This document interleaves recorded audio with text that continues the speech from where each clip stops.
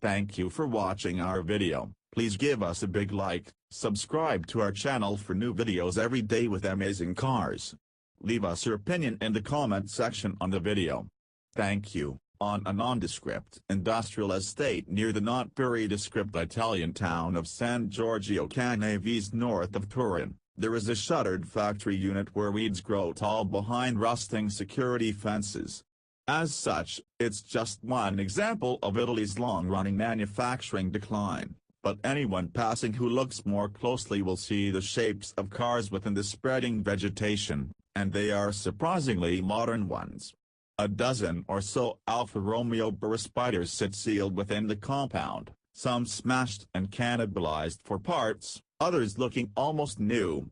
They were the last product of this factory, a former Pininfarina plant that was originally opened to build Cadillac Allanté bodies. It was shuttered in 2011 when the Italian company's contract building division collapsed.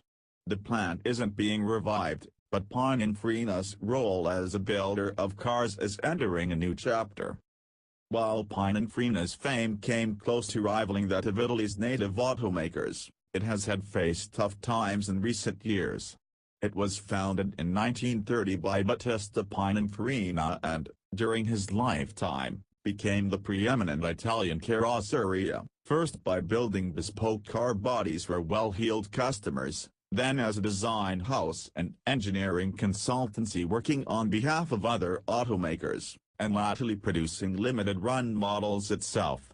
The most famous deal was the one struck between Battista and Enzo Ferrari himself, under which, from 1951 until 2013, Pininfarina designed all of Ferrari's production models except the Bertone-created Dino 308 GT4. But the 2013 launch of the LaFerrari marked the beginning of a profound change for Pininfarina, because that car was styled by Ferrari's new in-house design team. Other automakers have followed the same path, bringing design in-house and often having multiple studios around the world that effectively compete with one another, squeezing out the design houses.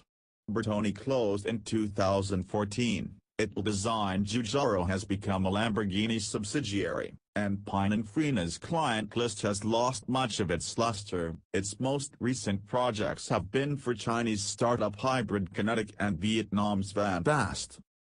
There were few obvious synergies when India's Mahindra and Mahindra bought Pininfarina back in 2015. Mahindra is best known globally for the heavily evolved versions of the original Jeep that it still produces.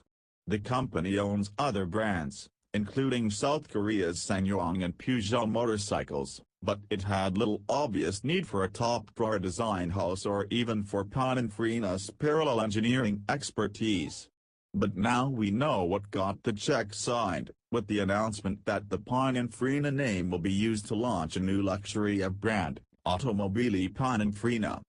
The first of these new Pininfarina products was announced at the Rome Formula E race in April, with the news that the PF0 hypercar is set to share core technology with the Rimac C_2. But beyond that, we're told that the plan is to turn Pininfarina into a full luxury model range. We're trying to position this brand at the very top of the business, Anand Mahindra, chairman of Mahindra and Mahindra, said in Rome. We are not creating a new brand. We have acquired this because we have the humility to understand that you cannot build this, it takes 90 years or more.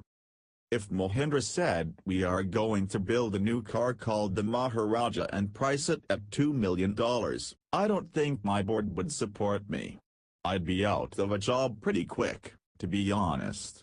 What we're doing is investing in something that exists, that already has cachet and history. While Pininfarina has plenty of that, it has very little experience at selling cars in its own right, although it did broker sales of the limited to 6 Ferrari Sergio. We don't know enough about this, Automobili Pininfarina CEO Michael Perschke admitted in Rome, but we have people on our board like Anthony Sheriff, who ran McLaren, so we will be tapping into all the advice we can get. The PF0 will be joined by at least one other model by 2022, with Porsche confirming the plan is to sell a range of cars rather than single sequential models.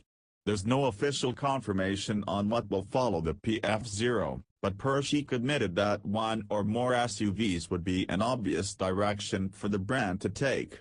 We know that both the Rimac C_2 and the Pininfarina PF0 are being developed around all-wheel drive, but their central backbone battery pack is a less obvious technical solution for a large, tall SUV, which could better accommodate a flat arrangement under the floor.